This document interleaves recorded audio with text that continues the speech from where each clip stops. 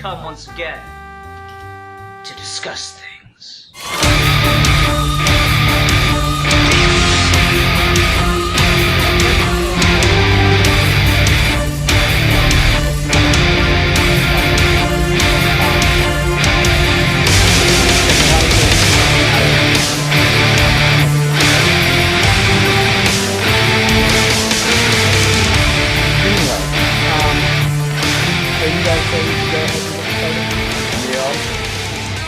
Alright, well in that case, hi everyone, welcome to this week's episode of Geeky Gentlemen. I am Sid Part2, joining me today is Milan Jeftik, aka the Russian comic book geek, and Mr. Steve Baxi. Hi gentlemen, how long has it been since we've had all three people on a single episode? I think since the Pirates of the Caribbean episode, no? No, I think it's the Disney one. I think man was still somehow related to a chimpanzee. Well, I mean, we still are, so that's not really the best measure of time, but I see where you're going with that. Anyway, so Steve, what are we talking about this week, since we didn't announce it last week? Okay, so this week we're talking about, given all the annoying reboots and relaunches and such, the importance of continuity. Whether that's in things like film or TV or mostly comics or book series or whatever, just whether or not continuity makes any difference to whether or not you enjoy a thing. Well, obviously continuity doesn't make any difference. That's why Bill is back this week. Except he's not.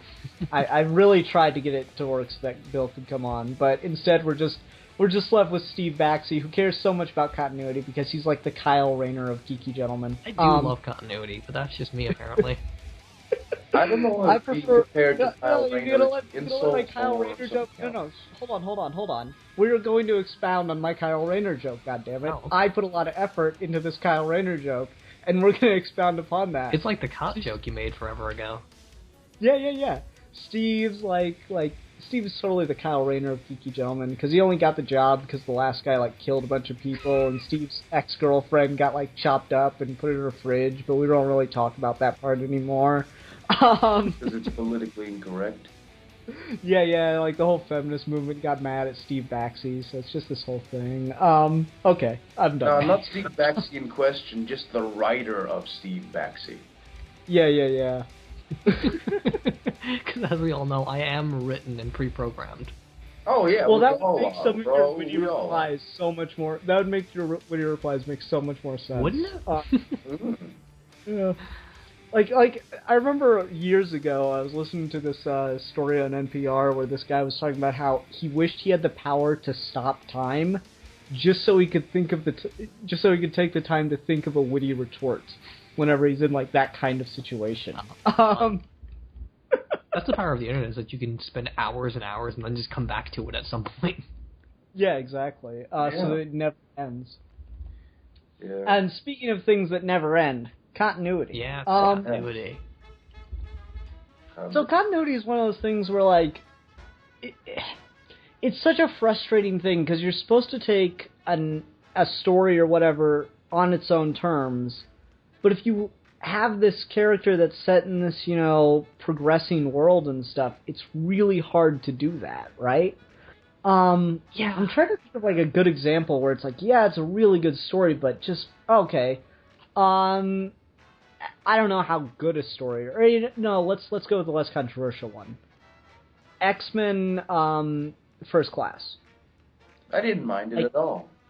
Yeah, but it totally is its own continuity, even though it says it's in the same universe as the old films. And the thing is, that makes it a little bit more closer to the comics, because the X-Men and the X-Men just yeah, I mean, to be fair, the late continuity. They just spit in its face and make it call it daddy. No. The X-Men movies have perfectly adapted the continuity issues from the comics. I will give them that much. No, but the first retcon in superhero movie history. Yeah, right. No, I like the First Class movie on its own, but what drives me crazy about it is people are like, oh, it's so good if you just ignore X3 and X-Men Origins. No. You have to ignore everything except X1 for that movie to make sense. And even that, then, bit of X1 a stretch still has too, a because some of the Mystique stuff in X1 doesn't entirely line up. Yeah, and then, of course, there's still the line that, Eric helped me build it. I mean, like, people go, well, you don't have to ignore X2. Like, no. Because if you don't ignore X2, that means Magneto just walks into the rebuilt Cerebro, switches a couple panels because apparently that looks cool, and then walks out. He has to have an intimate knowledge of how Cerebro was built for that scene to make sense, and so that's not there in X-Men First Class. So it's like, it creates this big error in continuity, but watching the movie on its own, it's still really good. So it's one of those weird things where, continuity can be like this double-edged sword, right? Where it's like, yeah, it can be really great when you have something that follows continuity really well, but it really is hard to get past when something's really good on its own, but it has all these continuity problems. And I think it depends also on like what specifically we talk about, because with film, especially in a series, continuity matters to the point of the stories, themes, and plots don't necessarily make sense if you're just rewriting things as they happen. But then you go to something like X-Men First Class, which is almost a reboot. It's not, but basically is. So you're all right with ignoring some canon. Then you go to other things like specific characters at Marvel, and I always love to use the example of Iron Man, where there are very few Iron Man stories that are good on their own. There are millions of them that are good because of the continuity. And it's really hard to read Iron Man, at least from my experience, without reading like 100 issues at a time.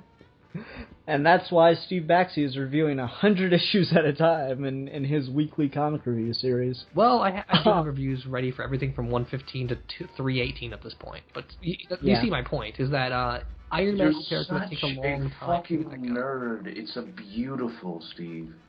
And you're a technical nerd too. Like, we're just a bunch of dumb dorks that like goofy shit. You're like a proper, like, intellectually engageable individual. I mean, like, I just want to, like, hold on. Like, I applaud you. You've out-geeked me and Ian countless of times, but now, like, I just want to thank you. Okay. Enough. Stop embellishing. Anyway. Serious, I like it. It's one of those things where, like, the continuity of a show, like a television show, can be a big deal, too. Like, one of my favorite television shows right now is Archer. And, like, I know it's a comedy and stuff, but that has, I think, the strongest continuity of any television show I've ever seen. And it's ridiculous as shit. Because, like, everyone remembers every specific conversation they've ever had. It's so fucking crazy. Because, like, they start doing, like, a joke, like a returning joke of the word phrasing in the first season, and it just continues on and on and on, and like Archer's mom will try to call him on his cell phone, and he'll have these overly elaborate like setups where, you know, he's pretending to have answered his phone, but it's really his voicemail, and they keep having that become a major problem where someone calling him could have saved his life, but because he's a dick and he set up his voicemail to be all tricky, they don't bother to call him anymore. And it's just like, it all just little brother builds. Does all the time. Yeah. It just builds and builds upon itself, and it's the most intricate continuity I've ever seen in a thing, and it's genius because of that. Which, like, it's crazy because continuity usually doesn't matter in comedies. Like, most of the time it's just, a lot of weekly TV show comedies are just, you know, here's the wacky situation, and it doesn't matter what happened next week, or what happened last week, and it's not going to matter what happens next week. It's going to be the same wacky situation. Although a lot of the good comedies do have continuity, right? Like, you look at a show like The Amazing World of Gumball. I was on TV earlier, so I'm thinking of it.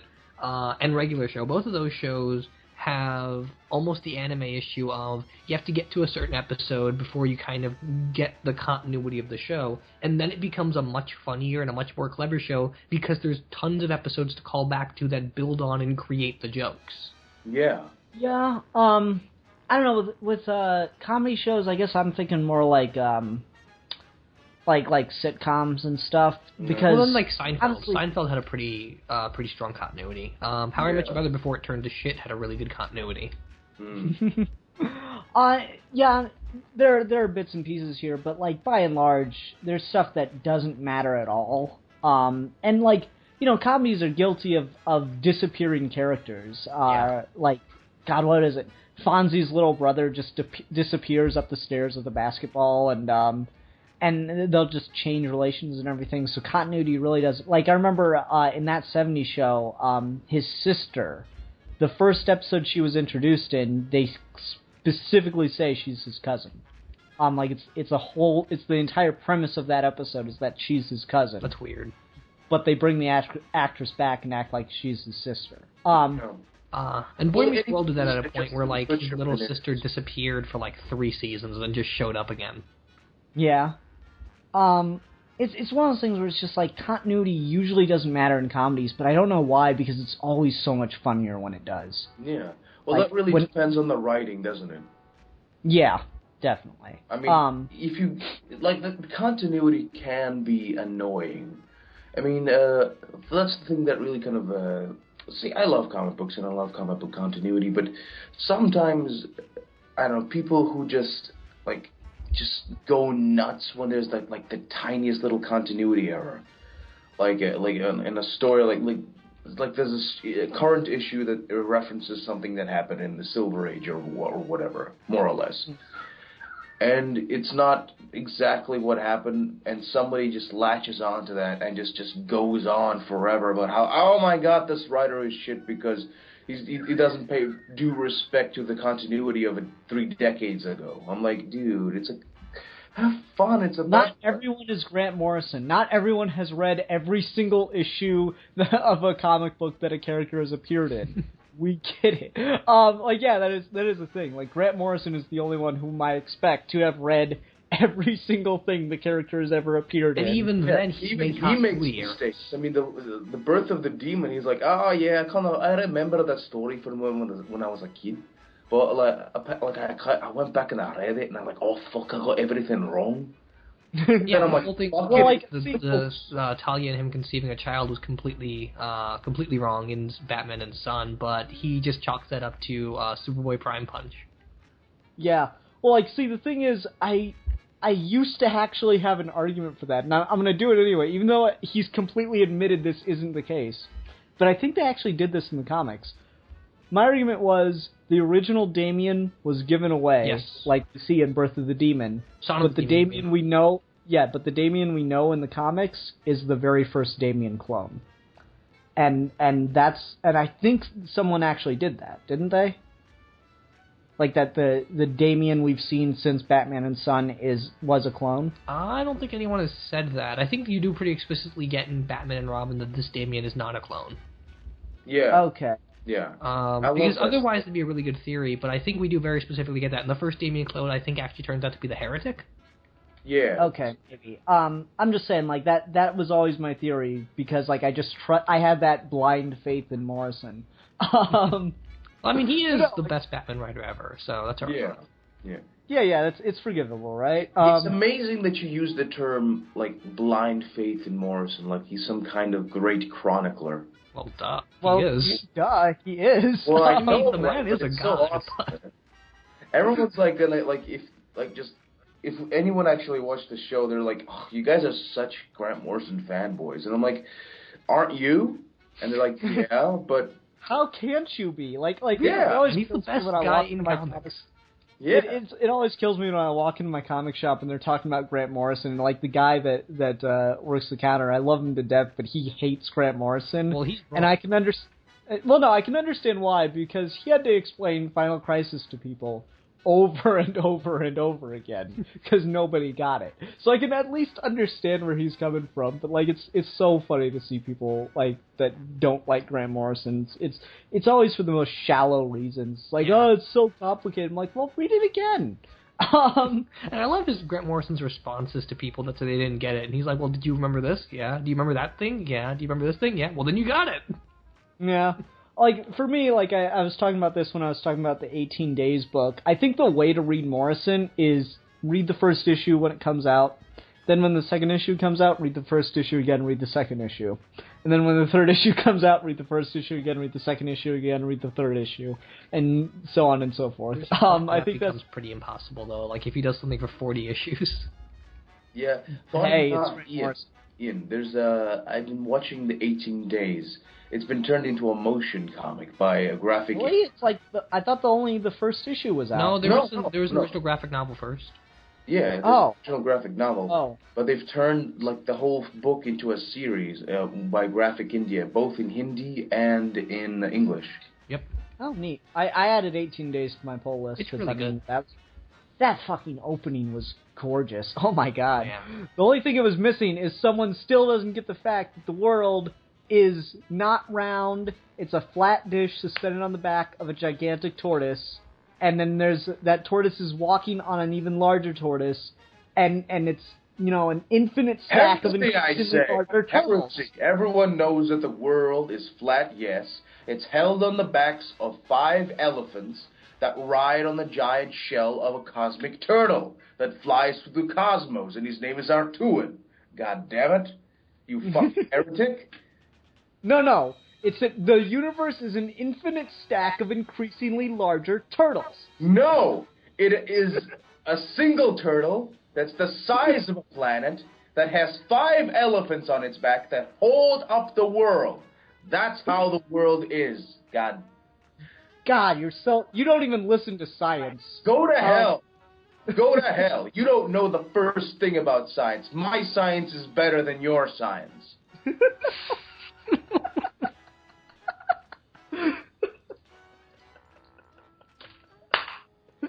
Actually, funny story. I'm echoing a bit.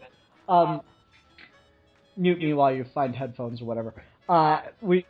The other day we sold like this little tiny turtle that had a smaller turtle on top of it and a smaller turtle on top of that. I'm like, oh my god, scale model of the universe. Okay. Anyway, back to continuity. Like, if I ever get the chance to make, like, a goofy, wacky comedy where we do space exploration, at one point we're going to see the entire universe. And it'll be a stack of increasingly larger turtles. That'll be awesome. Anyway, Steve, get us out of this hole I've dug us into. Okay. Well, I think another place we can take this is when we get to things like... film franchises that have like a weird set formula. Like every movie for Friday the 13th or Nightmare on Elm Street has like a pretty much the exact same formula all the way through. They all take place consecutively, but at the same time they always seem to ignore the thing that happened before. No, actually, Nightmare on Elm Street has a pretty well-built continuity. Oh, does it? Okay. Yes, it's even into Freddy vs. Jason, it's actually fairly well built onto, and everything kind of progresses logically. Well, because logically might be a stretch, but it does progress that. Oh, yeah. Well, no, because like each movie, if I'm remembering, it's been a couple of years since I watched them all, but I believe each movie, with the exception of Wes Craven's Nightmare, since that's essentially a different continuity, each movie, like one of the people from the last movie survives into the next movie. Do they? Okay. And so Freddy's able to perpetuate himself. Okay, because I never paid enough. Well, aren't they killed? Like the person that survives in the last movie was the first person to get killed in the second movie. Most of the time, yes. Okay, well that makes sense. Well, I just mean like something like an anthology thing where we are pretty much in the same universe all the way through, but the canon never seems to matter and no one minds it. So if you even get like direct contradictions, like with things in like the Twilight Zone or whatever, it doesn't really matter because it is about the story. But then you really have to wonder: is continuity so important that things should have to spell out the rules of their continuity at the very beginning of stories? Because I feel like no one actually sits down and, when they're writing a story, thinks about what their canon is going to be before they write. Yet that seems to be like the biggest thing to nitpick. Yeah, it is this thing where we always harp on it. Where like it's always the first thing. It's like, how does that make any sense given this? And the answer is because the writer didn't think of that. But inevitably someone wants to champion it and defend it and say, no, it actually makes sense if you look at it in this way. And it seems like it's one of those things where we're just unwilling to accept flaws. And at the same time, the people who are in charge of making sure stuff like that doesn't happen, you know, in films you have studio execs. Like with the MCU, someone in the producer chair has to be sitting over and trying to make sure that these things don't contradict the continuity. Yeah. Because, I mean, they seem to learn that lesson fairly quickly, even in the course of Phase 1. Yeah. And so it seems like you have that role in everything. Like, you know, an editor will look through a book and go, here's an issue you're having, and over in comic books, that's what the title editors do and stuff too. So it's almost one of those things where the writer doesn't think about it, and you just got to hope the editor catches it. And if he doesn't, then we as consumers of the thing pick on it as a problem. And then at the same time, we get a lot of editors or producers and such that don't really seem to pay attention, because if you give it the slightest bit of thought, you realize that certain things are problems. Mm-hmm. And of course, everyone's fallible, but it seems like... Can you give an example? Huh?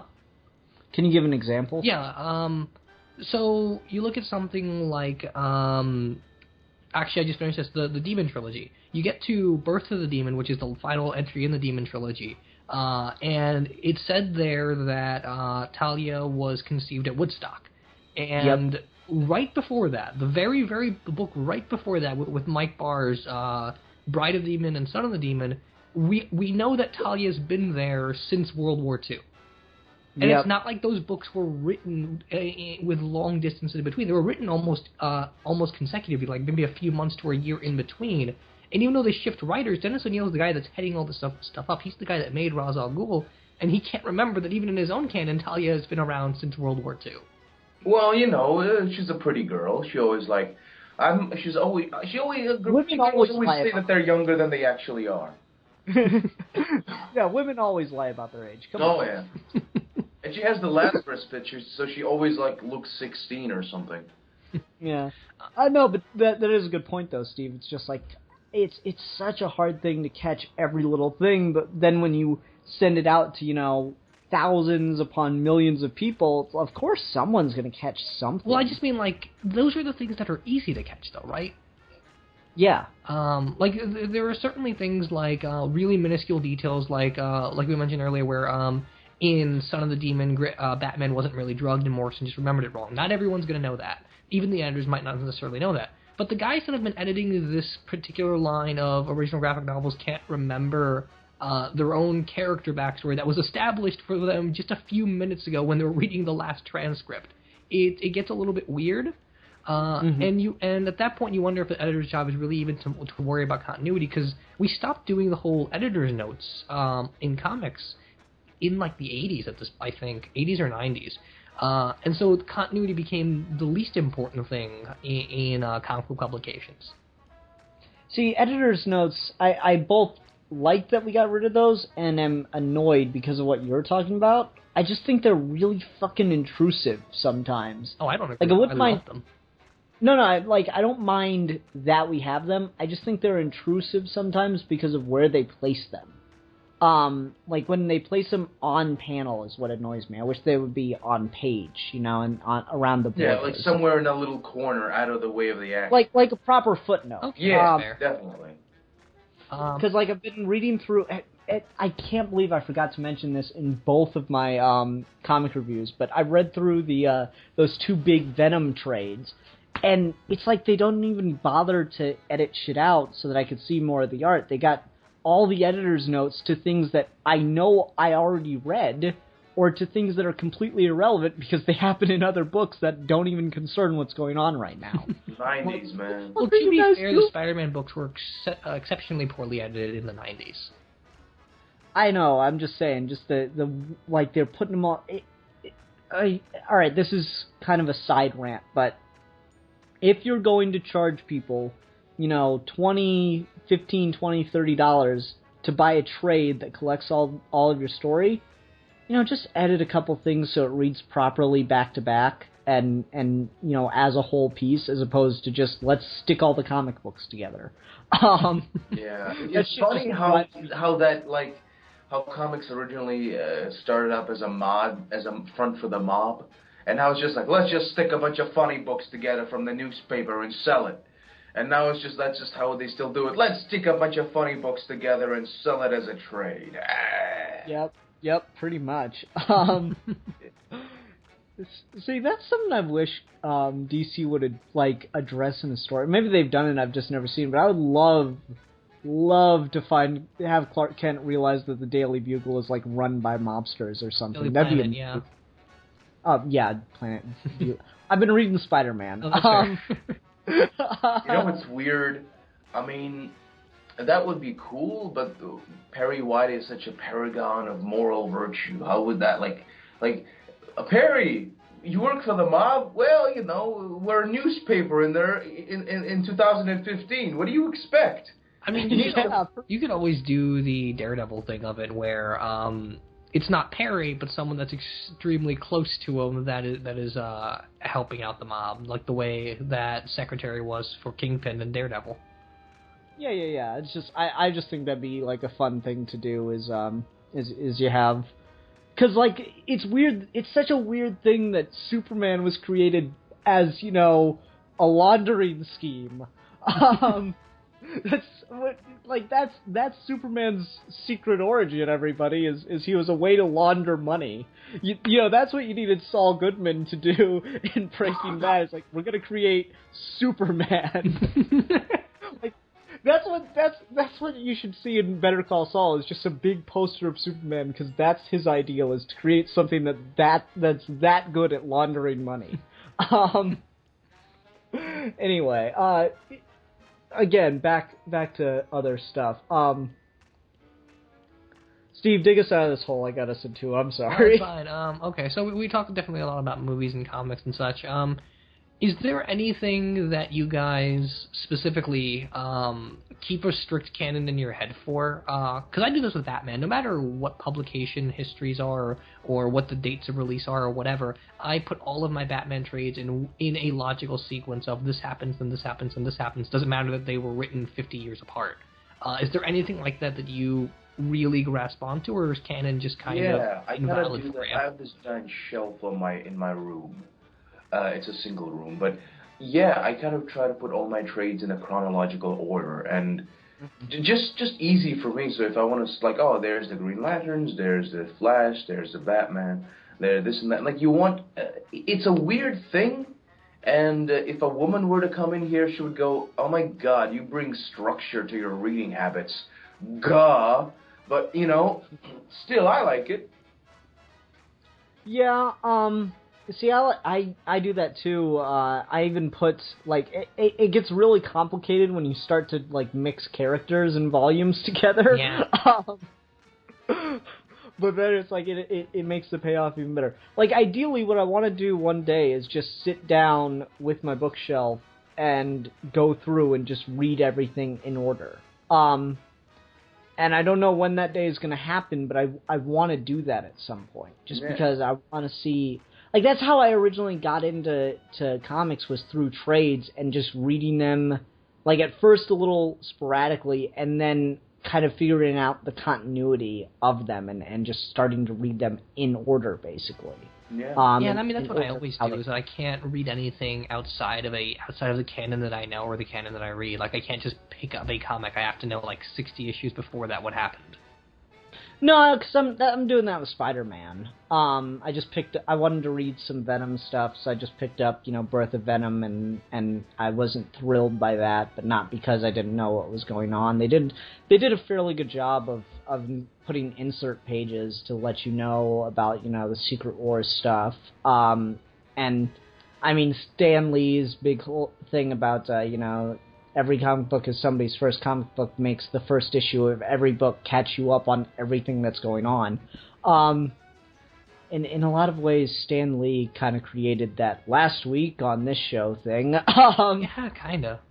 Although there is a point where even the books make fun of it. Like there's a great issue in Kaminsky's Iron Man. There's a lot of issues in Kaminsky's Iron Man actually, where everything that happened last issue gets repeated, and then Tony's like, "Why are you mentioning this? We just talked about it 2 minutes ago." It's always hilarious. John Byrne did a little bit of that, both in his Superman and in his Iron Man. Yeah, that's good. And I mean, to be fair, Stan Lee does have a point though, because I mean, when you're a kid and you go to a comic book store, you don't go, okay, where's a good spot to start on this run? What do you buy? The thing with the coolest cover that you can find. And see, that's the other thing, that when you're younger, typically everyone's always more okay with just jumping into a thing and figuring it out the canon later. But the older you get, the harder that seems to be for most people. Yeah, because children's brains are more malleable. Yeah, they can, that's the thing. This is what I've noticed. Children learn languages a hell of a lot faster than adults. See, my little sister is 6 years old, and she spoke nothing but Russian when she was growing up, when she was like 2 or 3, because my mom and my dad would make her put her in front of YouTube and make her watch old 1960s, like old Soviet-era Russian cartoons. And that's how she learned English. And so she spoke nothing but English, and she would freak out anytime anything in English would come. Everything has to be in Russian for her. But now that she's 6 years old, she's starting to learn English as well. So now she speaks both Russian and English because of the cartoons she watches. Yeah. I think an interesting thing here, too, is that, continuity itself has become more important in recent years. Because, I mean, Alex and I were talking about this on Twitter a couple weeks ago, where there are no one-and-done stories in ongoing books anymore, unless they're in between story arcs. Yeah. And even then, it's like they're still really rare. It's pretty much story arc to story arc anymore. And that's because of this whole shift in comics. Everything has to be about this overarching story that a writer's telling. No one does one and dones anymore, and we've seen that transition to TV. I mean, I've been watching Star Trek, and it is incredibly episodic, and it's driving me crazy that there's absolutely no through line for anything.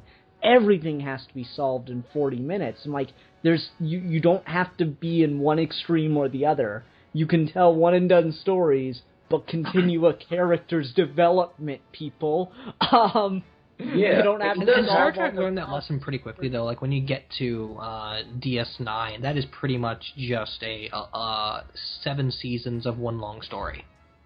Fair enough, but I'm just saying, like, what was the episode that got me? Q gets put on the Enterprise as a human being and goes through a major character arc where he makes a complete 180 on all his decisions about humanity in 40 minutes. Yeah. That's something for, like, him. He should have been on the Enterprise as a human being without magical powers for at least 2 to 3 episodes. But it all happens in 40 minutes. That's ridiculous. Even, like, to be fair, Star Trek moves and leaps and bounds. Hours happen in commercial breaks, We've got to rotate around the planet for 16 hours. 16 hours later.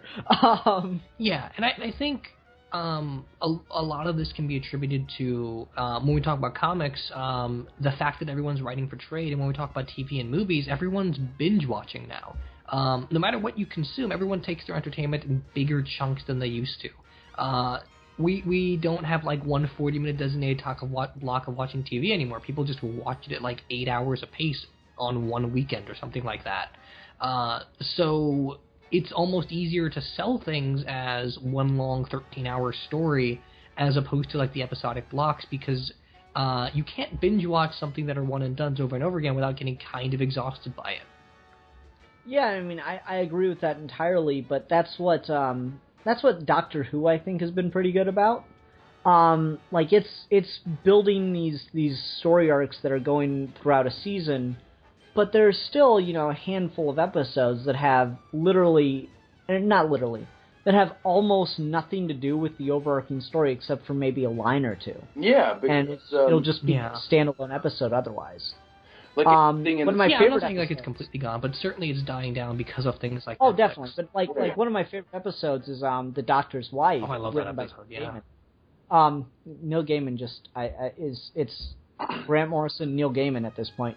But like that episode stands entirely on its own until one thing the lady says in the middle, or when she first runs into Rory in that episode, and then Rory says it to Amy at the end of the episode. That's it. 2 lines are devoted to the overarching story of the season. Yeah. Otherwise, so it stands completely on its own.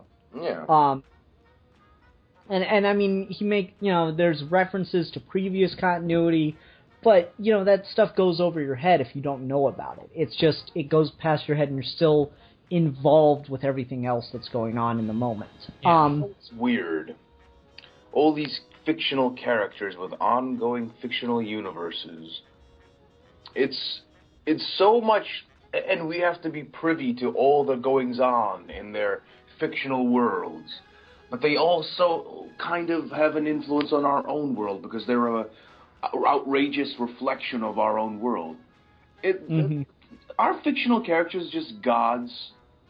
Yeah. I mean, that's when we go back to the Grant Morrison thing. Like, multiversity is brilliant for that, of precisely talking about the meta effects of writing and our obsession with these fictional characters and every little facet of their lives shapes how we live every facet of our lives. Yeah. Yeah. To your point also about episodic TV getting exhausting though.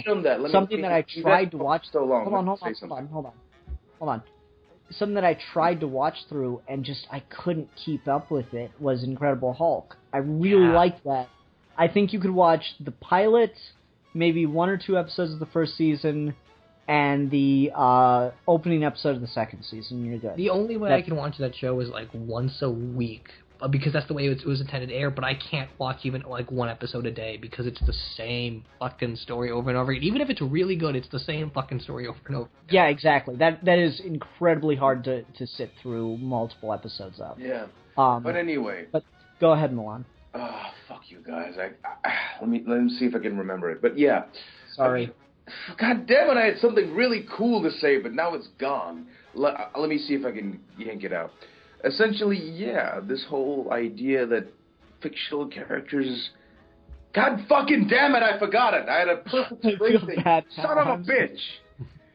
I'm sorry, I actually feel damn it. Oh.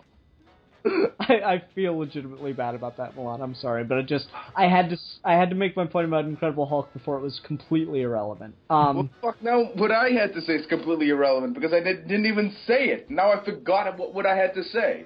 Well, then it probably wasn't important. No, it was. My brain is like Swiss cheese. Awesome things just fall out of it all the time.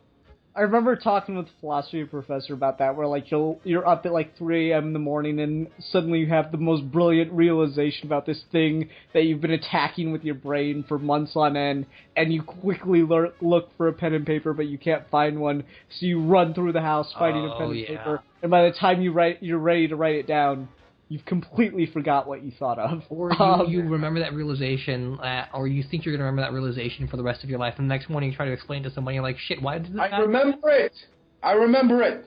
Go! Yes. Basically, the comparison between modern-day mythology, as in comic books, TV shows, movies, whatever, long-running narratives with characters that live forever, and the stuff that happened back in the old day with Greek gods and the basic mythology of the people, the carrier system for the disease of thought that gods are has improved. Because beforehand, it just had, like, its only vocal and oral traditions with, like, witches and crazy people telling their nonsense to the normal folk. And they interpreted their crazy ravings as gods and whatever. And they would... and that's why there's such very little continuity in original myths. And, like... main characters can be several different things at the same time. But with television, that changed. With radio, like with comic books, as our culture, as our species evolves, so does the carrier system of ideas gets more intricate.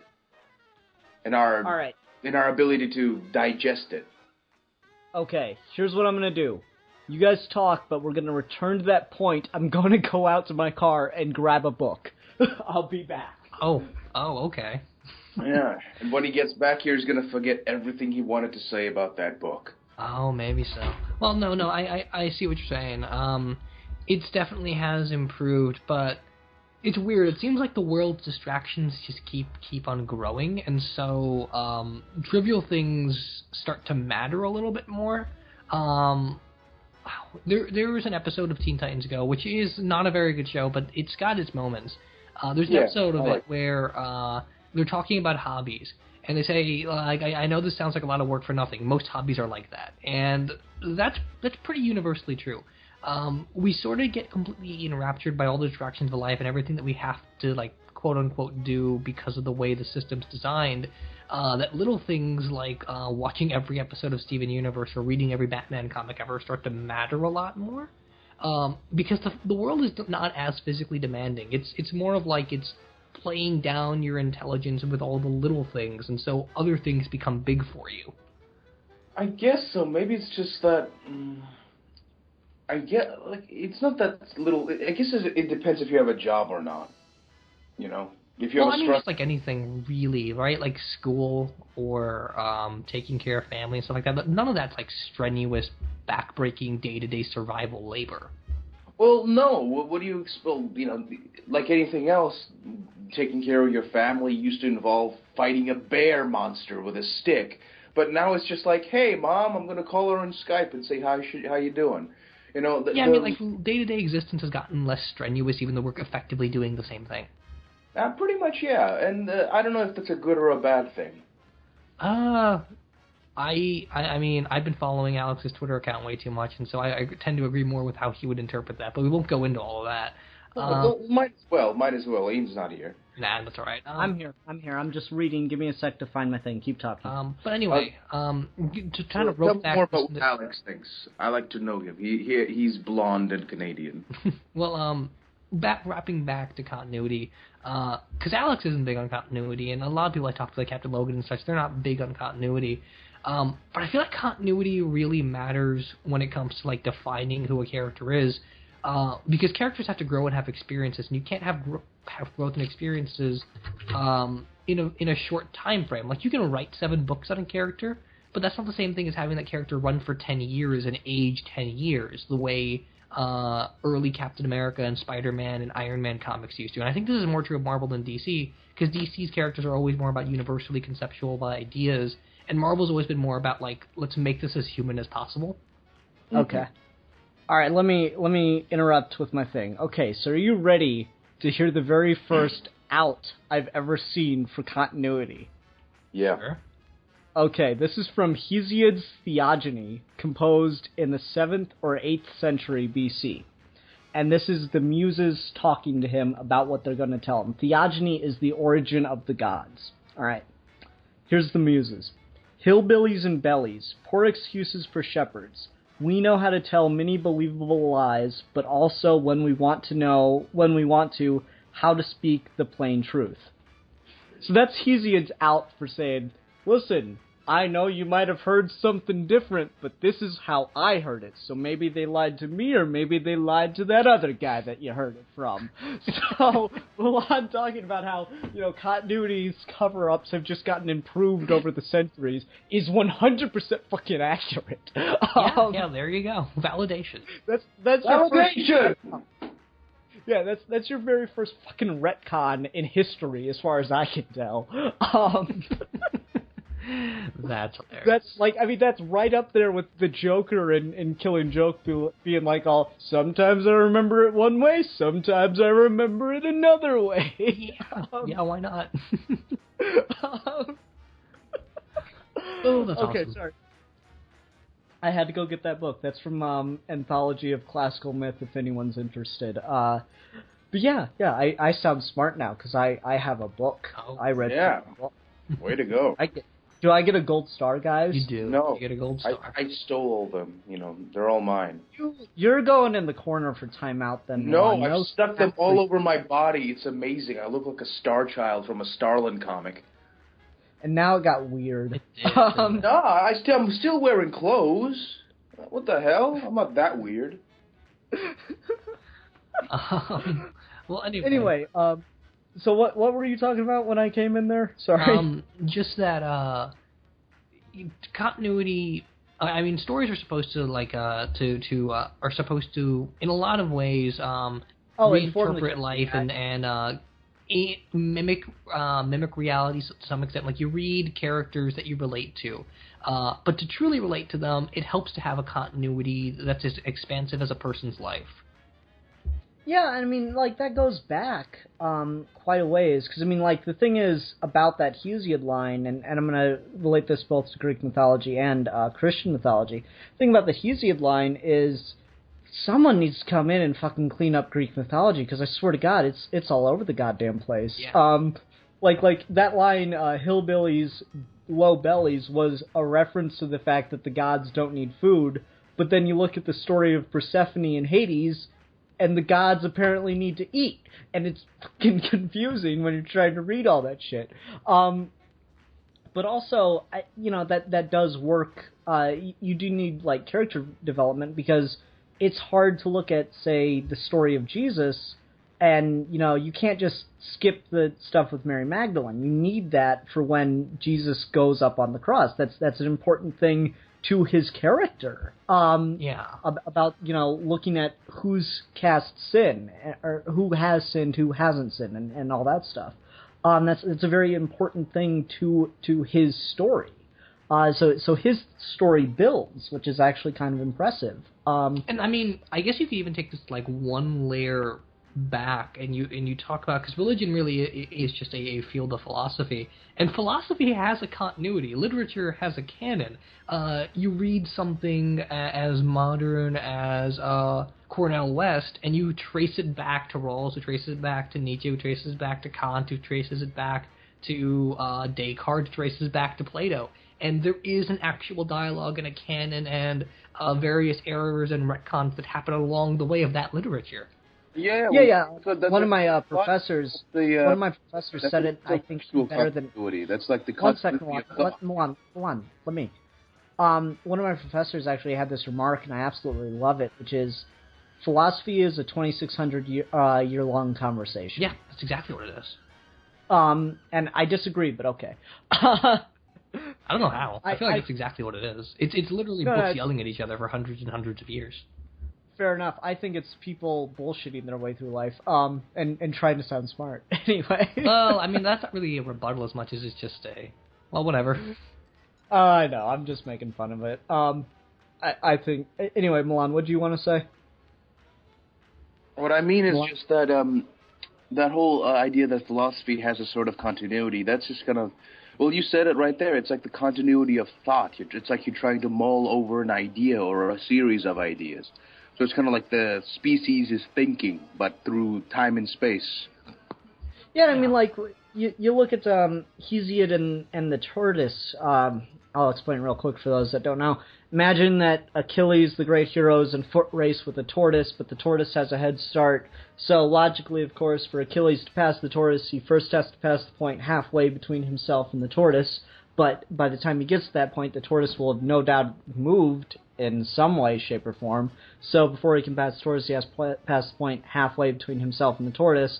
But by the time he gets to that point, the tortoise will have moved again, and this keeps going on and on and on. So logically, Achilles can never pass the tortoise. And it takes like 700 years, even though it's the most obviously not true thing ever. It takes 700 years for someone to come up with the fact, well, it's because some infinities are bigger than other infinities, motherfucker. It's like it takes 700 years for someone to think of that. It's like, no, obviously Achilles can pass the tortoise, but why doesn't it work when you think it through? And it's one of those things where it's just the idea of thought has carried through for generations, and you always hear that idea of we're standing on the shoulders of giants, and that's true. And this reminds me of a joke I was making at the station today. So we're playing footage of one of those strongman competitions where people like pick up the big tractor tires and like flip it over and keep doing that, and I'm like, that's the dumbest fucking thing I've ever seen a human being do in their lives, because it's a goddamn tire. You flip it once, you turn it, and then you roll it, god damn it. That's not the strongman competition. That's the idiot man competition at that point. You're not learning from your Stone Age ancestors who invented the wheel in the first place. Yeah, well, strongmen need a purpose in today's world. There's this one there is documentary about a strongman of like the northern Viking lands or whatever, Sweden or whatever, and you just have these like insanely gigantic Aryan giants, like who can lift a car engine above their heads, and they're just like. And they have office jobs. No, they don't have office jobs. They're like pool lifeguards. They're just like the most mundane work ever. They're like they can literally lift up a bit of a car. But, they just, nothing really much to do with that nowadays. No. In this day and age, yeah. I've been watching through Rurouni Kenshin Manslayer because I'm planning to do a Geeky Gentleman on it with Kieran. That's such a good show. Yeah, it is. A lot of bad filler, but yeah, good show overall. I mean, that's all anime, though, right? Like, horrible filler and then great working character stuff. Fair enough. I need the abridged version, I think. But anyway, There's this guy who's making this point about how the Meiji era was this era which got rid of real swords and gave everyone wooden swords, and there's this guy's like they've ruined our strength. They've made our strength a bad thing, and they've evened the playing field with these stupid play wooden swords. I'm like, yeah, that's a good point. It is kind of that Nietzschean idea of the weak holding the strong back kind of thing. Well, I think that's the whole idea. Like, if you give everyone a gun, the stupid people will use that power for stupid. And it's like, with swords and with guns, I mean, back in the day you had a duel. If two motherfuckers hated each other, they just, stay next to each other, turn each other's backs to each other and walk away, turn around and shoot. And this judge will be there, a doctor will be there. If one of them died, well, so be it. Nowadays, you can't do that because a motherfucker... You have to go out and you have to plan a man's death. You have to do a drive-by. I mean, like, just make it legal for idiots to shoot at each other. Just the less... When do duels fall out of fashion anyway? I am curious about that. That's a good question. Because I remember, Burr shot a guy. Yeah, he did. He killed a guy. He killed Hamilton and even Jackson. Jackson got shot and then he shot the guy back in the head. Yeah, Jackson cheated, though, because he wore, a big coat. True. No, but Jackson was kind of a badass at duels. But I don't know. I don't know why that... Yeah, kind of a racist and genocidal maniac, too. No, a horrible person. I just mean, as far as duels go, the guy was pretty good. Yeah. I just feel like duels fell out of fashion. It's...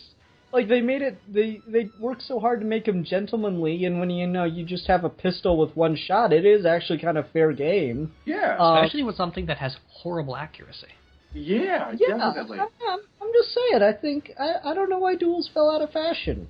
I don't know, because, too many retards would try to kill each other. Good. I mean, there's far too many humans on the planet. The more we can do to help stupid people cancel themselves out of the equation, the better, Mm-hmm.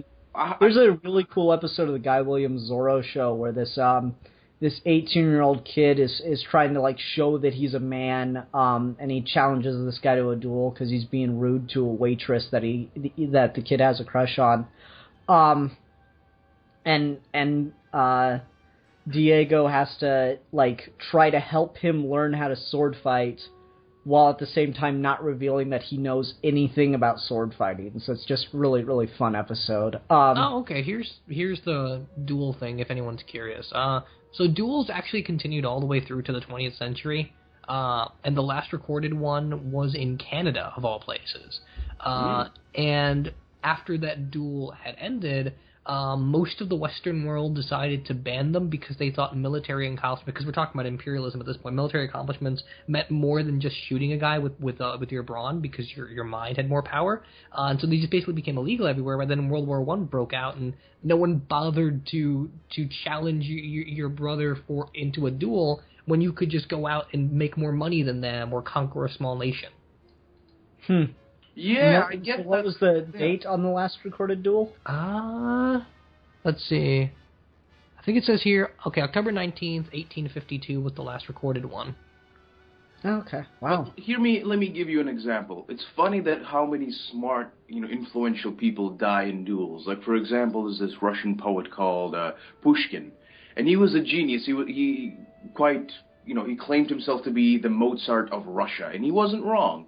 He was very accurate man. He was a genius, but basically he would just go out and he would fuck anything that moved. Anything, like any powerful man of power with a daughter, he would get to your daughter eventually, to your daughter or your wife. And if anyone... Hide your wife, hide your kids. Sorry. But let me finish. But basically, anytime, and everyone liked him because he was fucking Pushkin. You are Pushkin. You are celebrity in Russia. And he's like, yes, you looked at my coat wrong. Let us duel. But I like you. I like your poetry. Fuck you. Let us duel. And he would challenge people, to duels every single chance he had. And so he died in a duel, with this fucking military captain. And he's just like, I think he was drunk. Or was he drunk? No, but he died in a duel. And I'm like, yeah, see, that way, what if John Lennon died by wanting to go in, a duel allows people to die with a certain dignity. Yeah, I don't know. Like, I'd be comfortable with duels coming back. Yeah. Yeah, and like... If we use, like, bad guns still. Yeah, the good guns. Somebody has to die. Far too many people on the planet. Somebody has to die. Or at least get mortally wounded.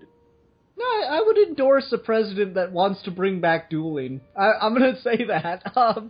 I see no social problems with dueling. Yeah. A lot of, like, serious, like, trouble in poor areas would be solved. Like, oh, man, I'm going to kill you. Now let's duel. Okay. Yeah, let's fucking... If you're going to do it, then let's make it legal and shit, Fucking, let's bring a doctor. Let's bring a fucking judge. We'll bring a fucking cop to make sure we don't use shitty guns. Just stamp, it's so simple. It's such a great thing. Dueling is a wonderful thing. Why do they get... This is a really odd conversation, but I like it. Anyway, let's get back to continuity, though. Since this conversation has none. You see, we're talking about continuity by not actually talking about continuity. It's a brilliant thing. Yeah. I was talking around the topic.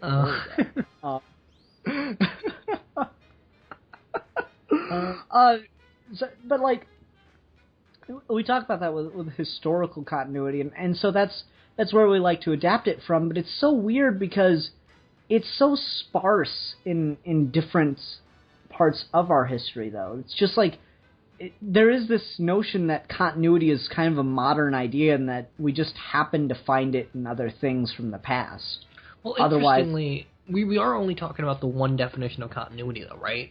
Like we are talking about the basic things progressing towards emotion, but then you've got other types of canon and continuity, as in like these are the works or these are the things that are most important and most relevant and are the examples for everything else. So like literary canon, like this is proper literature, so it belongs in canon. Mm-hmm. And I would make the argument that I'd make the argument that Sandman, if the literary community could get their sticks out of their collective asses, should be considered part of the canon, because definitely. Like it's right up there with the Divine Comedy, because Virgil does the same. No, not Virgil. Dante does the same thing, where he has Virgil show up in it, and he shows all the famous characters from the ancient works in the essentially the medieval or Renaissance era. There's lots of comics that belong in literary canon, but there's still like a stigma attached to a lot of them. Yeah, funny. Well, Neil Gaiman won a really famous for actual genuinely good literary prize for his one issue on Sandman. Yeah. With Shakespeare, yeah. I think that Sandman earns it because it uses all those same tropes and tricks that a lot of the other stuff that is canon does. Yeah, but Ian, it's a fucking comic book. Yeah, it's just a fucking funny book. So yeah, fuck it. We're the literary community. We're so high in my fuck yeah. You guys. Like that should just piss me off. Where you just got to stick up your ass and you refuse to recognize something. That's just fuck you. You're the same motherfuckers that put all these other great writers and artists down throughout history. You always hear about, like, fucking Van Gogh is considered one of the greatest painters of all time now. Dude fucking couldn't make a buck in his life. Fuck that. Just it's that exact same fucking mentality of, oh, this is shit. Like, no, this is brilliant. And yeah, like Lovecraft. I mean, he was just like, of course I'm going to bring up Lovecraft. Like, oh, he's fucking Tales from the weird fucking pulp writer fucking wannabe motherfucker. And it's just like, in the end, it's just like, everyone has a plushie Cthulhu doll. You won. The ultimate standard for literary gold. A plushie Cthulhu. You know when you make it, when you have a plushie version of you for sale. You know? Yeah. Back in the 90s, like the Nightwing comics and like the Batman stuff, like you'd always see like little like DC hero plushies in the background everywhere. And I'm like, I miss those. I want those back. Yeah. You know? No, but it is so weird that stuff just gets like thrown out of the canon, or like there are things that were part of the canon that just no one talks about anymore because like everything that they offered has been said and there's just nothing interesting about them now. Mm-hmm. Like obviously Iliad and Odyssey are still part of the canon, but I don't think people really approach that book in the same way those books in the same way that they used to. Now it's about, the historical or the social implications of it. There's nothing literary left to say about those books. Well, that's because they've been digested for literally generations, for decades, for thousands of years. Well, importantly, they still form the basis of, in a lot of ways, what we create. They've become fossilized. I don't mean they become fossilized of the culture. I mean, stuff like the Iliad, the Odyssey, and we still get stuff like this to an extent. Like, I'd say Akira does this, and certain film is like this, like certain noir and stuff, that its existence stops becoming a matter of whether it's good or bad, and it becomes more of a question of we understand things are good and bad because this thing exists in the first place. That this is our most relevant comparison to everything. And the Iliad and the Odyssey and a lot of other works around that time fill that gap where you can't like really sit down and say that the Odyssey is bad or the Divine Comedy is bad. I will. I mean, you can, but you wouldn't have any conception of what's good or bad in literature without them. Fair enough. Very much so. Very much. Let me pull up another episode of Star Trek because this seems like the only chance I will ever have to talk about this. So there's an episode where Picard and the Enterprise encounter these aliens who, like, they speak in the same language, of course, because fucking everybody in Star Trek except the Klingons speaks English. Well, everyone's got a universal translator. Klingons are actually stand-ins for Russians. No, they're fucking tribes that have never encountered the Federation before, and they fucking speak English. No, I mean, like, the ship sends out a signal, and everyone is basically converted to speaking the same galactic language. No, they don't explain that. Yeah, they do. That's what TOS explains. No, they never explain that. Yeah, they do. I've watched through all of TOS. I talk to Captain Logan on a daily basis, who knows Star Trek better than anybody. They explain that. It doesn't matter right now. Anyway, so everyone speaks English. And, oh my god, this is the most ridiculous thing. So they encounter this race where they clearly speak English, but their sentences make no sense to them. And you find out that they speak in metaphor, so like they're talking about like, oh yeah, if they want to explain like a romantic situation, that goes Romeo, Juliet, the balcony, so like that's how they talk. And I'm just like, how the fuck would a race ever evolve to be able to talk like? How would anything ever get done? Yeah, I remember that. Like, hey, bring me my keys. Bring me my keys. How the fuck would that work? Anyway, the episode of TOS I think you're talking about, they mentioned that they do have a universal translator, but it's like a special device that they have to turn on. They don't talk about it actually being tied into the ship. No, there isn't one, but whatever. But no, I remember the episode you're talking about, and even some of the big questions is, aren't their metaphors changed when they're translated to different languages? Right? It doesn't make any fucking sense. It's like the most bizarre fucking episode ever. Like, how would anything ever get done? It's like, hey, yo, bring me my keys. How the fuck does that get metaphorized? It's an interesting concept. I mean, you could do a lot with the theme of stories dictating your actions and taking that to the most literal extreme. But no, it doesn't make any fucking sense at all. It's like Dark Knight Rises. Anyway. Oh, here we go. I'm gonna let it slide. We just almost like ripped each other's heads off because of a goddamn like little continuity thing in Star Trek. I don't even care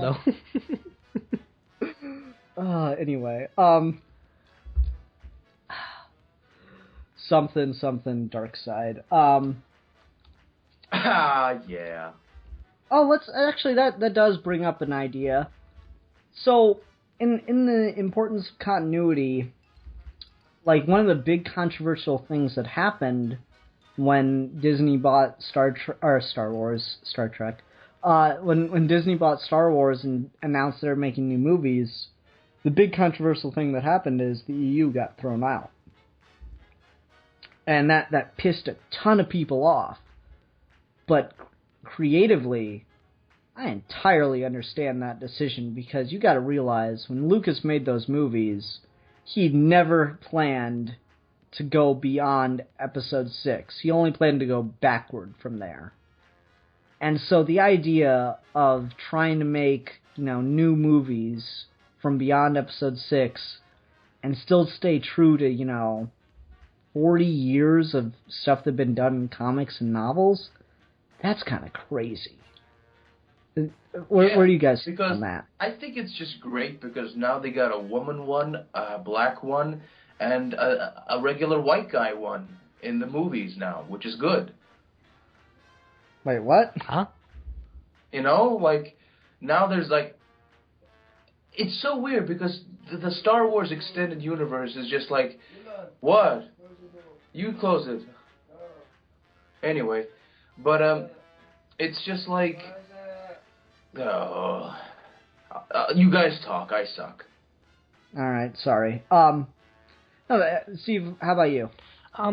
Yeah, and I mean that's sort of the issue that we ran into when we made the new films with Episode 7. That everyone's like, well, we need this EU thing canon, we need this EU thing canon, and then Disney and J.J. Abrams, I think, made the smart choice of, no, none of it's canon. We're sorry, we can't keep up with it.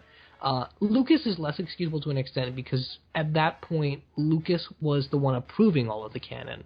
So he should at least have a working knowledge of all of it, not the way J.J. Abrams Lucas's thing is just hey, does it get me money? Sure, it's canon. No, that's true, but that's his own fault, though, right? He was given everything, and he said that I have to approve it. And if you're going to approve it, then you are responsible for whether or not you stick to it. Mm-hmm. So whether or not his motivations were that great, he said something and he didn't stick to it. So it's less excusable in his case. But yeah, the EU almost takes on a life of its own. At this point, we've got a new expanded universe in Star Wars, and it doesn't seem like anyone really cares. There's still a weird...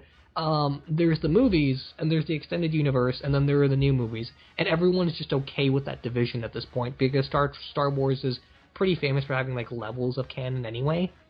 Mm. Well, the thing is, it's funny because for a very brief period of time, I had a complete working knowledge of everything that was canon in Star Wars for a very brief period of time. Oh. But then it's just I'd just finished watching Clone Wars when they announced that. Yeah, but the thing is with that, it's Star Wars continuity. It's one of those things that's just yeah, good for you. Well, I think Thanos made a really good point about Star Wars. It's just every character that's on screen for a quarter of a second has a name and a rich backstory and an entire universe devoted to them in the Star Wars universe. Every character that's on screen for every quarter of a second has a because apparently that dude. Story. Yeah, this is my favorite part. You know that spider face dude and that ugly dude that what's his name? Fucking the old man. Kenobi? Kenobi, yeah. He chops off a Spider-Man's hand, right? And basically, in the extended universe, this was the case. That Spider-Face dude and that ugly dude were basically doctors that were spice addicts. There were a bunch of drug addicts that lived together, and they would just pick fights in bars. And one day they just picked up, they had this little girl that they would take care of. And it's weird, oh my god, that guy got his hand chopped off.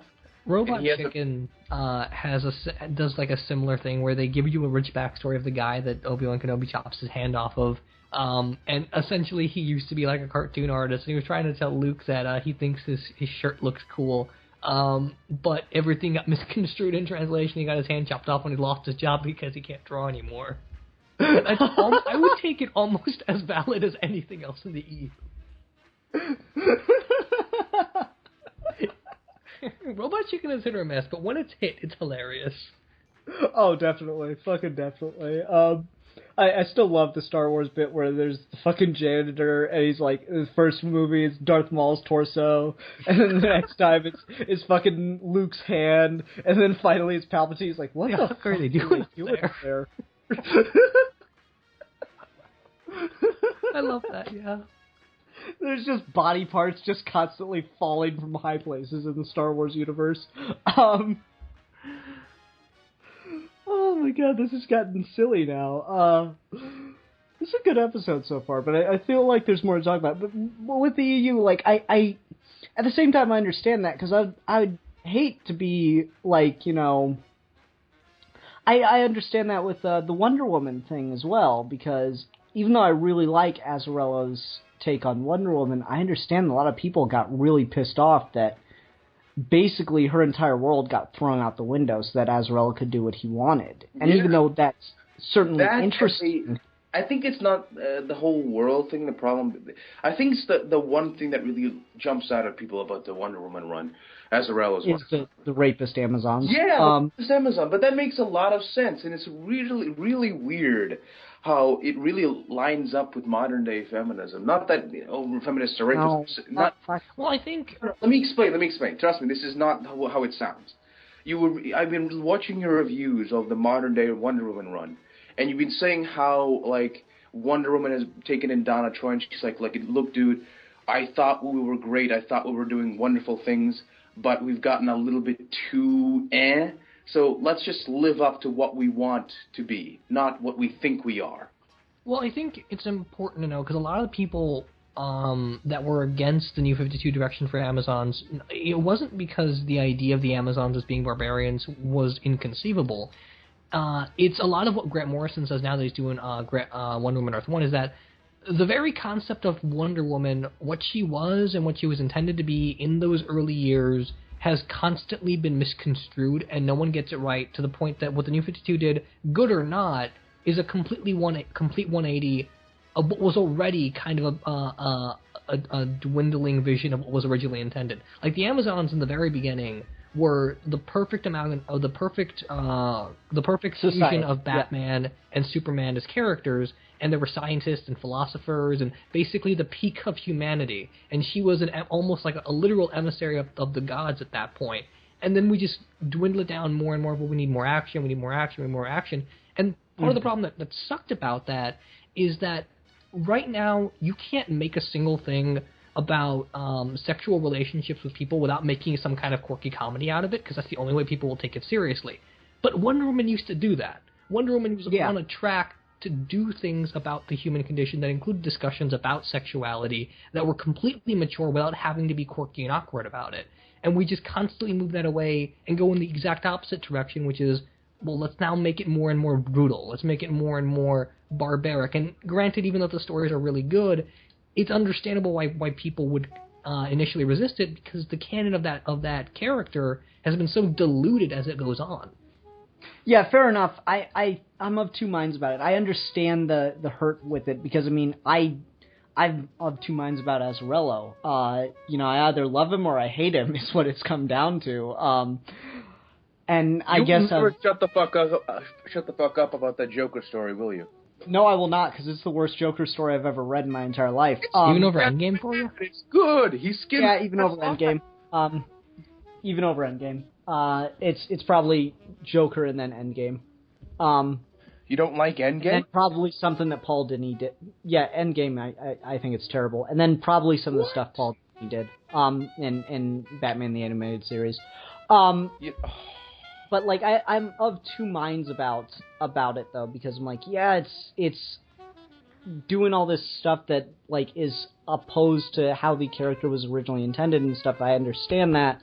But it's also very clearly has a vision of what it wants to be and what it wants to show. And I'm going to talk about this when I do my review of that book, but Wonder Woman is that perfect ideal, and she's got nothing to go on but what she was told. Wonder Woman is the character that embraces the lie and makes everyone else believe it. I think what's also important to mention, though... This is why she and Superman belong together. I think... No, not at all. No. I think the only reason you create a book where those two are dating is so you can break them up and make it interesting. Agreed. But anyway, I think part of the thing to mention here is that comic books are very different from film in that one person will never be the only person to touch the character. Unless you're doing an original graphic novel that's completely outside of canon, it will never be one person's vision.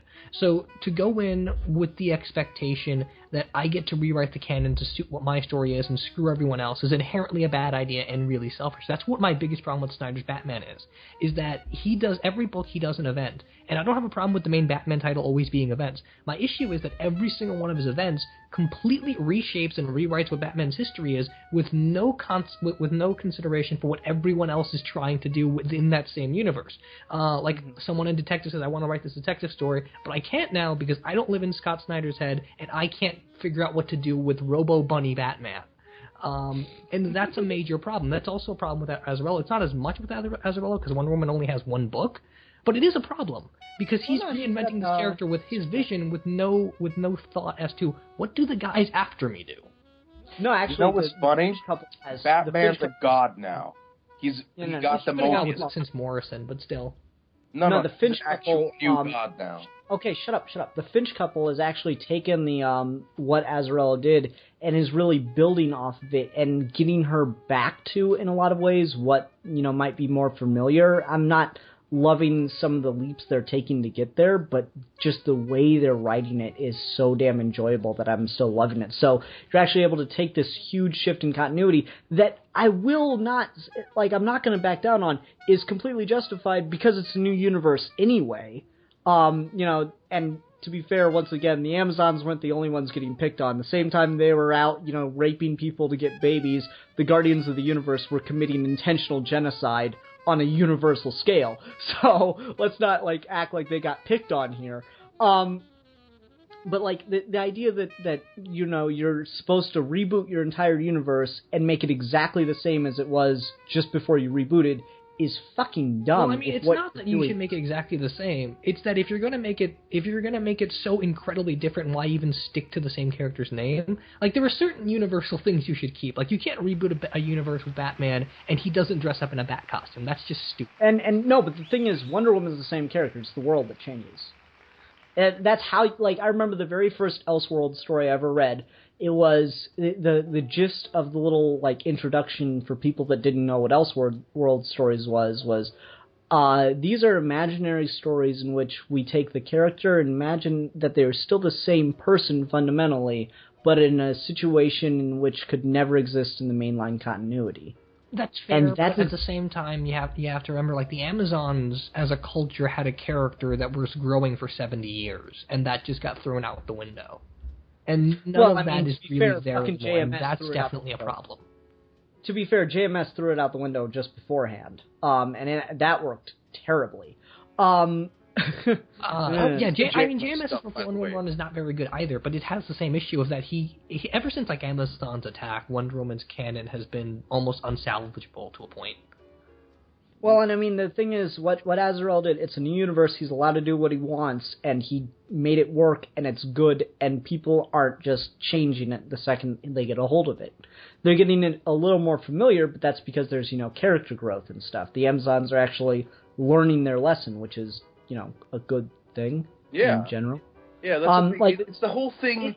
The thing that really it's not just that the Amazons are just barbarians. The Amazons are Greeks. Yeah, that's what I like more. That's the thing. It's very Greek. The Azzarello run. It's very traditionally Greek. Not just in the mythological sense. The Amazons think they're perfect and that no one has any right to tell them what to do. They're the best. The height of humanity. They think like the old Amazons did. Just they don't get to be right anymore. Yeah. And so that's what I like about it. Right. And again, I mean that's totally fair. And I can't comment on the quality of the run. I'm just saying, for the people that don't like it, there is just as much of a case to support why the move was bad, even if the stories are good. I disagree because it's still the story's good, and taking it on its own, considering that you can't judge it against the other stuff. I'm talking about it as a piece of the character's history, not on its own. all right, but Because we are talking about continuity. Yeah, it is. It is. Well, that's the thing. I'm talking about continuity. You're talking about like the character's history. Yeah, as in the continuity, like what Wonder Woman's place is now, as opposed to what it was for the 70 years before all of this stuff that's shifted now. We're talking about two different kinds of continuity, is the thing, which is interesting. That's really a weird thought to get my head around. Now I see where you're coming from, but I think the complaints have to be left at the door with it, because end of the day, you read that book. And Wonder Woman is able to defeat the villain because 2,000 years ago, when she was a teenager, she showed mercy to a monster, and that is by the book's Wonder Woman's character. Yeah, but I'm not talking about Wonder Woman's character as much as I'm talking about the Amazon's character. I know, but that's what I'm saying is the character. She is the same. It's the world that changes, and I don't have a problem with the world changing. I have a problem. No, with the I get what you're saying. I get what you're saying. I'm like laying out the basics of my argument real quick. The character is the same, the world is what changed, and that move is justified given that it's a new universe. End of story. Whether or not you have problems with it because, it goes against what they originally intended to be, well, it's been probably like Marsden died in, I think, 10 years after the character was created. I think it's been about that long since Wonder Woman's been chained up and broken through the chains by a man. Yeah. Like that was all over the old books because he was trying to make it a parallel for the women's suffrage movement of his day, where women would be chained up, or where women would chain themselves to public buildings in protest and stuff. Well, was a BDSM fanatic, by the way. Actually, no, he was just more of a polygamist. People just misinterpret the bondage elements with, like, that was his metaphor for the women's suffrage movement. Also, funny story, in one issue that he wrote, Wonder Woman tries to get her lasso of truth introduced as evidence in court, and the thing is, he was having a lot of trouble getting the lie detector that he invented introduced as evidence in courts. That's hilarious. Right. Where's that issue, damn it, Steve? How come that hasn't been addressed more? Yeah. And it's funny enough, like, everything fits, everything should be there, but this whole idea that, hey, like, the Amazons as a thing, like, usually people just go, oh no, they're Amazons, they're women, they're perfect, everything they do is right. But then it's just like, no, like, if you have a people who, traditionally Greek values are kind of fucked up. Yeah. Yeah. I mean, they literally kill their own brothers. Like, oh, he has a penis? Fuck him. Give him to Hephaestus. Mm-hmm. Yeah. And I mean, again, it's not being more accurate to the Greeks. It's being more accurate to, like, what the Amazons are supposed to be. But, I mean, we can sit and talk about that all day. There's a lot of savagery there, I mean. Yeah. I mean, we can sit in there and talk about that all day. But I think what's interesting is that a person's headcanon really seems to determine what parts of the character's history and what part of it is really valid.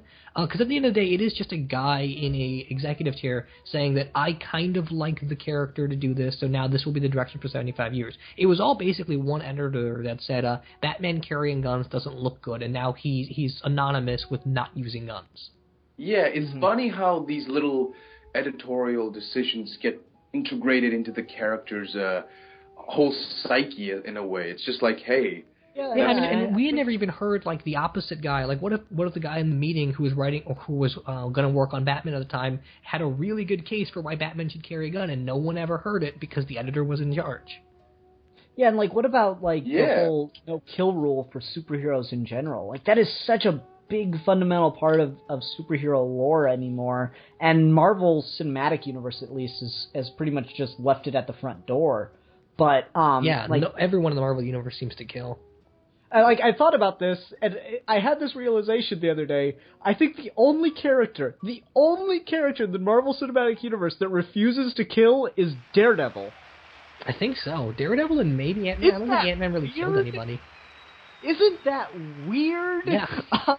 And Spider-Man, too. I mean, he doesn't, like, snap anyone's neck or nothing. He's just we haven't seen him in the universe yet. Yeah, we haven't seen him yet, so you don't know that. He could very well be a maniac. He does everyone up, just fucking, I'm darkness! Spider-Man just fucking ties people up and throws them in the Brooklyn River.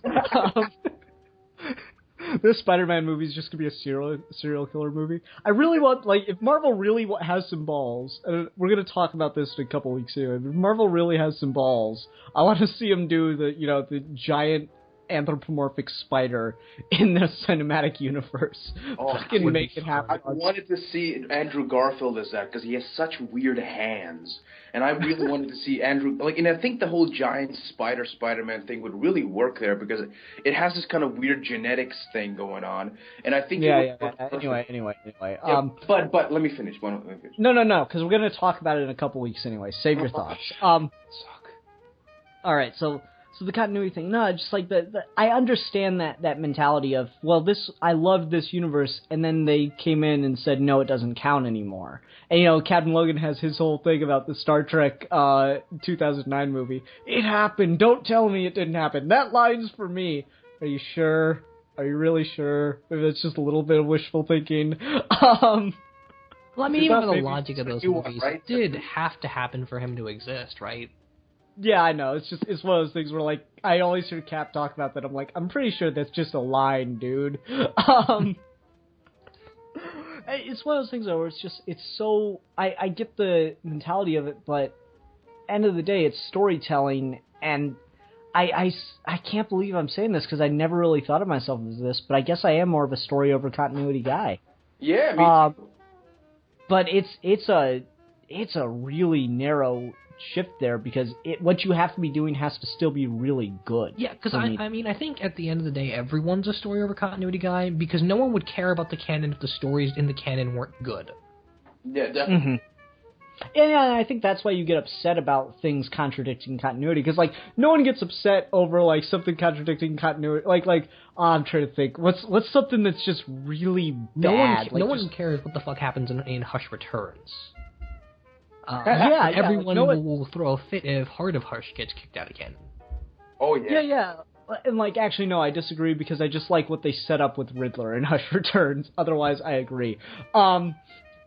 But anyway, like, there is that, like, no one will complain about this one fucking forget-me story that happened in Batman 60 years ago. No one's going to complain that that's, being contradicted by whatever, except Grant Morrison, of course, or Scott Snyder happens to be doing on the book at the moment.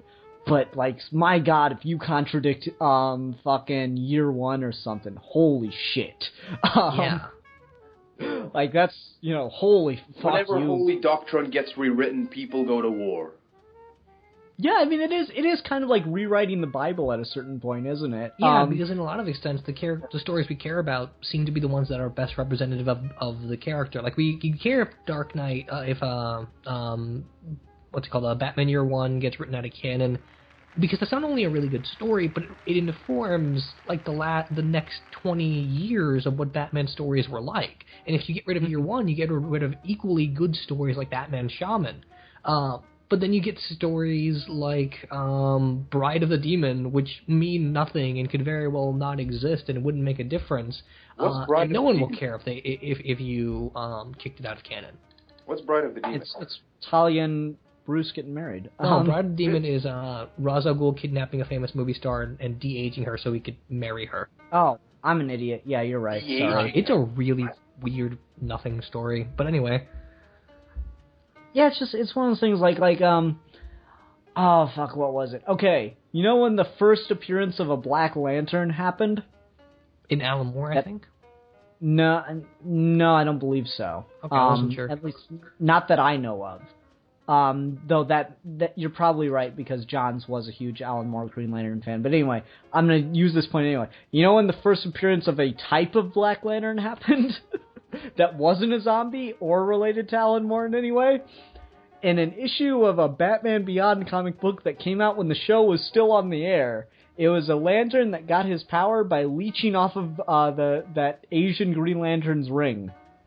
Oh, that's interesting. I never. And goddamn Jeff Johns came in and fucking ruined that with his stupid zombie apocalypse Black Lanterns. Whoa, what? Explain this to me. What's going on?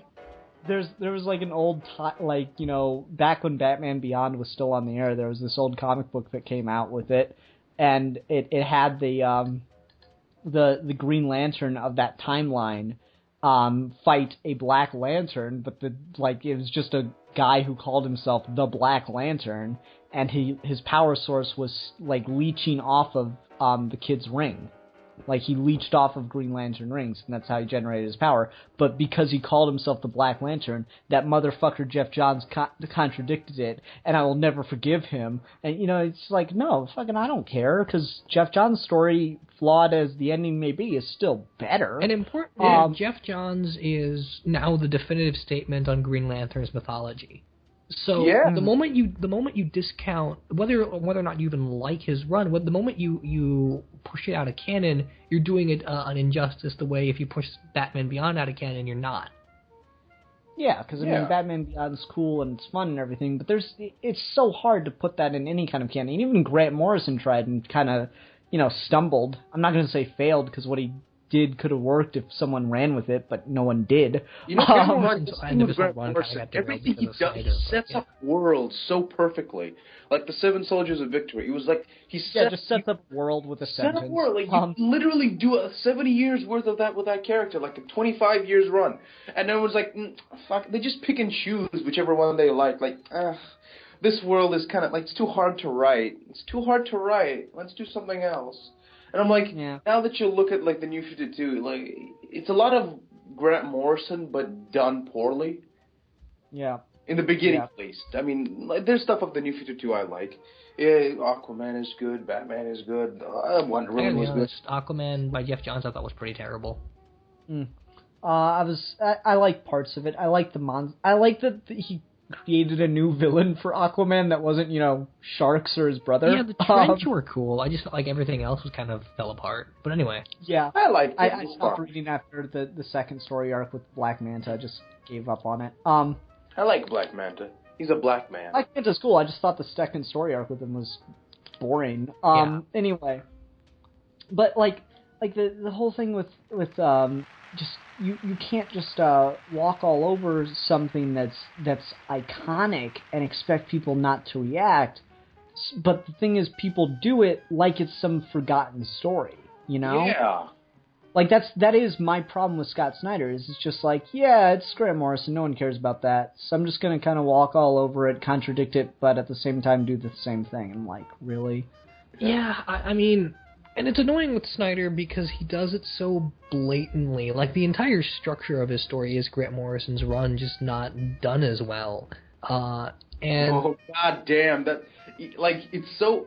Ian, didn't Scott Snyder actually comment on one of your videos? Like, yeah, I've got to talk to him sometime. He offered to do a video. If you ever get a hold of him, tell him to check out my motion comic of his thing. You know? No, I'm not gonna fucking be your goddamn pimp. Come on, that's I thought that was our thing. You were my pimp and I was your no, shut up.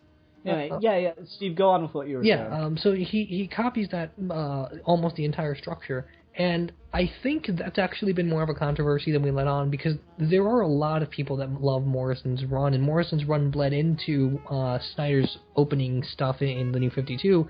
And Morrison's run was completely derailed because of Snyder's stuff.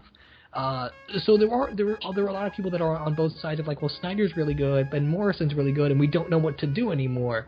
And that's the ultimate extreme that we face here of like, what happens when we're not talking about wiping out a bad story for a good one? What happens when we're talking about wiping out a good story for a good story? Well, which one's better? Morrison's is easily better, but the issue is just like.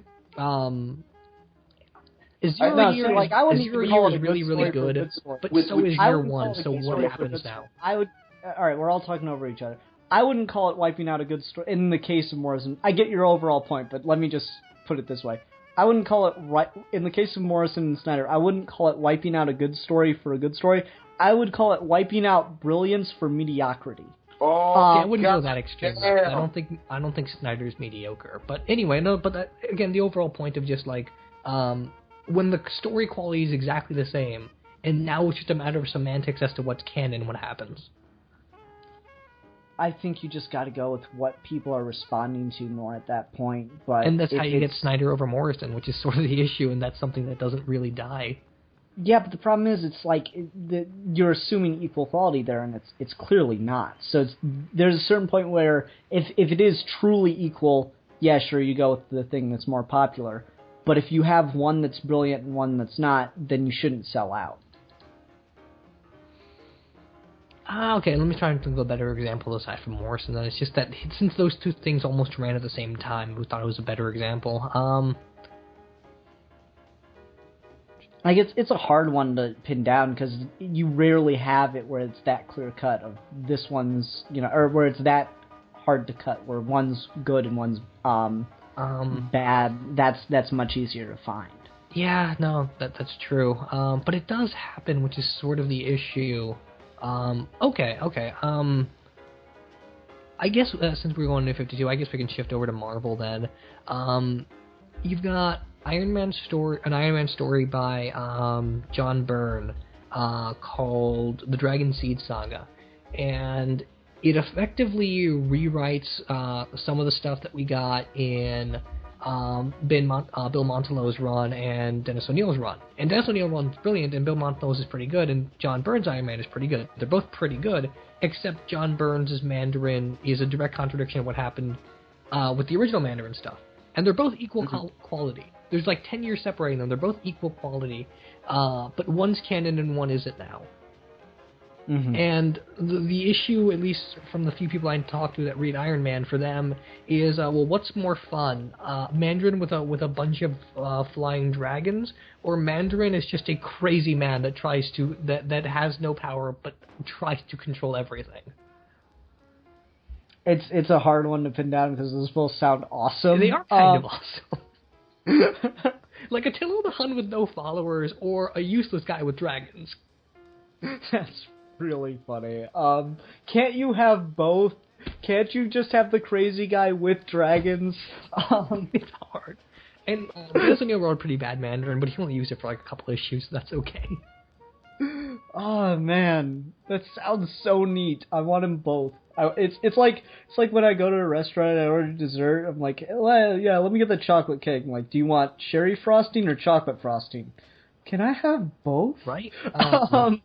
Jason Aaron's Punisher over Rick Remender's Punisher. Like, where do you draw the line there? They're both really, really good. Wait, didn't they both write the Max book, or am I going crazy? I don't remember actually. Garth and the Max book. I mean, I'm not even sure if they wiped each other out of canon or not, but just assuming, like, if you had to take one and leave the other, where would you draw the line? It's a bitch when you get to stuff like that. I haven't read that, to be fair, but at the same time, it's like, I can tell just the names attached to it. It's like, well, shit, fuck, damn. Yeah, because they're both really fucking good, but I don't know. It's one of those things where I don't think there's a clear-cut answer. You have to take case by case, but generally, if you have something that's, completely equal footing, I would say go with the more popular one, because that's just fair. If it's more popular, it's managed to do something better. But if you have something that's clearly leaps and bounds better and came out before the other one did, yeah, you should probably stick to the original, even if it's dwindled in popularity. Like, just because the art is more important than being a sellout at that point. And I mean, that's what we always say, just as reviewers and as readers, that the art should matter the most. But the sad fact is that to the people that produce this for us, the bottom line is the bottom line. Yeah, and I get that mentality, and so they want to make it canon to, increase the profits and keep the people that fell in love with this new thing. And I get that, I understand that, but at the same time, someone's got to stand up for the artistic side of the medium, because whenever you see these documentaries on comic books, people always do bring up that issue of Sandman that won the fucking literary award and stuff, and they go, see, comic books are an art form. Like, well, fucking treat them like one. You guys are just as goddamn guilty. Yeah, of course. I mean, I absolutely agree with you. It's just like, when determining canon, it gets really complicated. Because of the selling factor has to be thrown into it, and you start thinking about the artistry of it. Like, Morrison's Batman is the definitive Batman. I don't think there's anyone who will ever top that, just because it's so brilliant. And no one really treats it as such. And it's sold okay, but it didn't sell anywhere near as well as the way Snyder's stuff is selling, and that's really a shame. Yeah, because it's like Morrison gets talked down to as a writer because, like, he's just one of those people that I don't think enough people get. I don't want to say no one gets him because, I mean, look, you got the fucking three of us. Which, I mean, I don't want to, claim too much to get Grant Morrison, but I clearly understand the ballpark. Appreciate Grant Morrison, maybe the best way to put it. There's probably. You know what's funny? You know what's funny? Why we get Grant Morrison? We are two philosophers and a schizophrenic. That's why we get Grant Morrison. That's probably it. That's the beginning to like a really bad joke. So two philosophers and a schizophrenic walk into a bar. If you write down the punchline to that, or write down the rest of that joke in the comments below, whoever writes down the best one will get a prize. Actually, you know what? I'll even name the prize you will get. I don't really care for the Lego Star Trek Enterprise that I built. So if you write a good joke to that setup down in the comments, I will give you that Lego Enterprise, because it doesn't really work for me. I saw that video you made. I thought it looked pretty good. Yeah, it looks good. It's just, I don't know, there's just things about it I don't really care for, so I'm like, I kind of need the space for other stuff anyway. That's fair. So I'll send that out to whoever wins this contest. No one's gonna fucking comment. I know, no one's gonna fucking comment. Just for that, someone's gonna comment. Like, I commented, but for that insult, I'm not gonna leave it a joke. Damn it. Please leave in the joke. I'm sorry. Come back. Is there anything else we want to say about continuity? Because I feel like we've made a lot of like really great grand points at this point. Or do we want to conclude, or do we want to just like leave? No, we shouldn't write any kind of conclusion. We should just leave it out there for someone else to pick up and continue on. Yeah, there you go. It worked for Umberto Eco. Right? Sure. I don't know what that means, but I'll agree. We'll talk about that later, I guess. Okay. Milan, do you have any final thoughts, or are you cool with just leaving it for someone else to carry on? I have a pet dragon that doesn't exist. Awesome. Now someone write a story about that. Everyone, thank you for listening. Whose turn is it? It's Milan. Milan, what are we reviewing next week? We are reviewing... Can it preferably be something short and easy to get a hold of, just because I'm not sure if I'll be able to read or watch a whole lot over the course of this next week? What's that old samurai movie, The Seven Samurai? Oh, okay, that's easy.